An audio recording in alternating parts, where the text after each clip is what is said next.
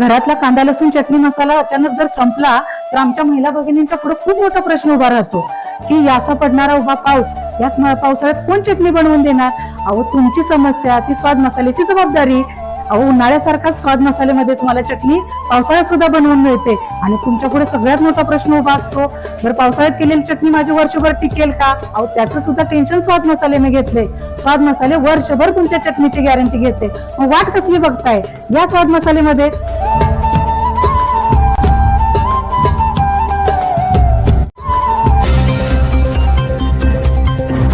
सांगली जिल्हा मध्यवर्ती बँकेच्या 444 जागांसाठी परीक्षा.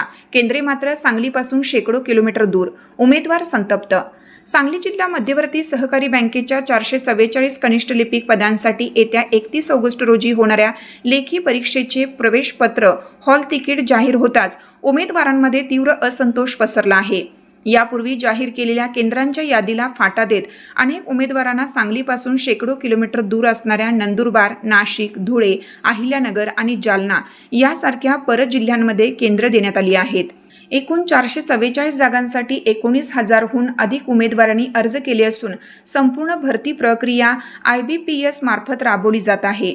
सुरुवातीला सांगली, कोल्हापूर, सातारा, पुणे, अकोला आणि बीड येथे परीक्षा केंद्रे असणार असल्याचे सांगण्यात आले होते. मात्र प्रत्यक्ष हॉल तिकीट मिळाल्यानंतर थेट मध्य व उत्तर महाराष्ट्रातील दूरची केंद्रे माथी मारल्याने प्रवासाचे नियोजन आणि अतिरिक्त आर्थिक भुर्दंडामुळे उमेदवार आक्रमक झाले आहेत. अवघ्या 8 दिवसांवर परीक्षा आलेली असताना दूरची केंद्रे आल्याने परीक्षा केंद्र निवडताना सोयीचा विचार झाला की केवळ उपलब्धतेचा, असा संतप्त सवाल परीक्षार्थी विचारत आहेत. या अजब नियोजनामुळे विशेषतः ग्रामीण भागातील व आर्थिकदृष्ट्या सर्वसामान्य उमेदवारांचे हाल होणार आहेत. परीक्षेसाठी 1-2 दिवस आधीच घर सोडावे लागणार असल्याने प्रवास, निवास व भोजनासाठी हजारो रुपयांचा अतिरिक्त खर्च सोसावा लागणार आहे. त्यातच ऐन वेळेचे बस व रेल्वे आरक्षण, प्रवासाचा ताण आणि महिला उमेदवारांसोबत पालकांनाही जावे लागत असल्याने कुटुंबियांचे बजेट कोलमडणार आहे.